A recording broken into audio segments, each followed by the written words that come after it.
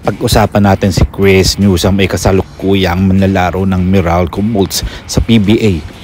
Ayon sa isang ulat, ang kanyang kontrata ay magtatapos sa Abril.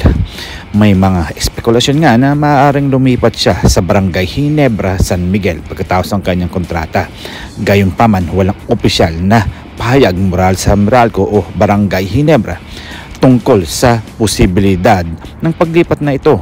Sa makatuwid, hindi pa tiyak kung ano ang plano ng Meralco para kay Newsome o kung kukunin siya ng Barangay Ginebra sa susunod na season. Pero ayan ang hihintayin ng Barangay Ginebra at pati na rin ang mga fans kung ano nga ba ang balak ng Gin Kings kay Chris Newsome. Well, kapanapanabik nga ito mga parkoy kung mapapalipat nga siya sa favorite crowd na Barangay Ginebra dahil lalong lalakas na ang Gin Kings. Well, kung titingnan natin mga parkoy, si Chris Newsome ay Filipino-American.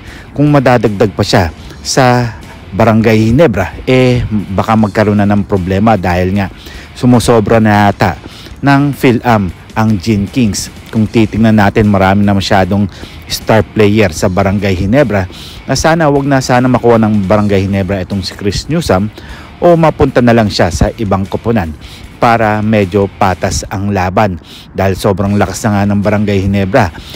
Kukunin pa ba nila itong star player ng Meralco Bolts?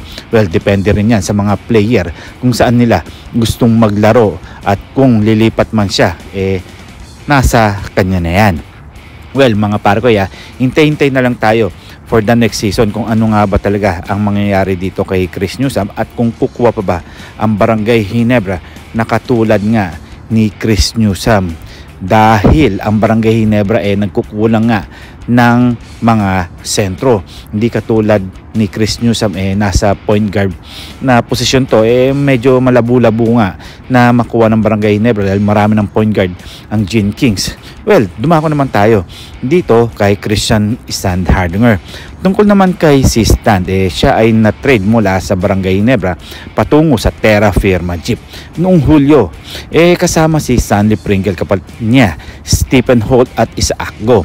Pagkatapos ng trade, naglaro siya ng 6 na laro para sa Terra Firma Jeep sa 2024 Governor's Cup bago magtamo ng injury sa tuhod noong Setyembre na naging dahilan ng kanyang pagkawala sa natitirang bahagi ng conference.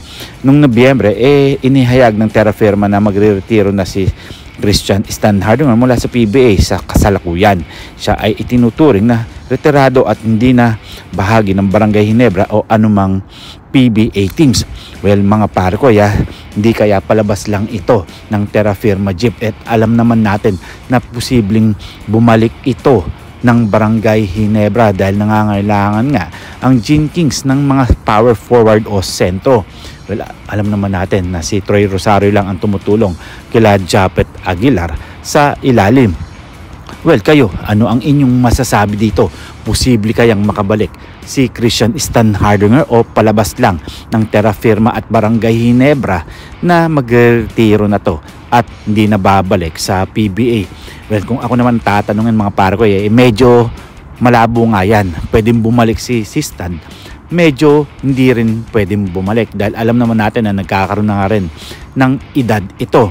Well, hintay-hintay na lang tayo dahil may mga balita pa nga na pwede rin daw mapunta ito sa TNT Katropa. At sino naman ang pwedeng kapalit? Alam naman natin ang farm team ng Barangay Ginebra. Well, siguro hanggang dito na lang tayo at huwag nating kakalimutan na mag-subscribe, mag-comment, like and share, and please click the bell para ma-receive ninyo lahat ng aking notification. So see you for my next video. See you for my next vlog. God bless.